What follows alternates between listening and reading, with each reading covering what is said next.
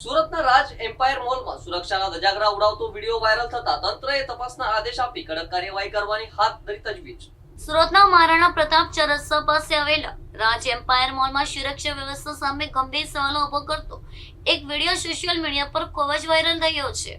Viral થયેલા વિડીયોમાં mall પરિસરમાં સુરક્ષાના નિયમોનો ખુલ્લેઆમ ભંગ થતો હોવાનું નજરે પડે છે, જેનાથી મોલમાં આવતા મુલાકાતીઓ અને સ્થાનિક વેપારીઓની સુરક્ષા સામે ચિંતા ઊભી થઈ છે। આ વિડીયો સામે આવ્યા બાદ મોલ સંચાલકોની કામગીરી અને સુરક્ષા જવાનોની બેદરકારી સામે પણ લોકોમાં ભારે વિરોધ જોવા મળી રહ્યો છે।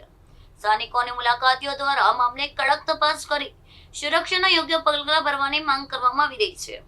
વાયરલ વિડીયોની ગંભીરતાને ધ્યાનમાં રાખીને સ્થાનિક પોલીસ અને તંત્ર દ્વારા મામલે તપાસના આદેશ આપવામાં આવ્યા છે। મોલ તંત્ર દ્વારા ભવિષ્યમાં આવી બેદરકારી ન દોહરાવાય તે માટે યોગ્ય સુરક્ષા પ્રોટોકોલ અમલી બનાવવા તાકીદ કરવામાં આવી છે।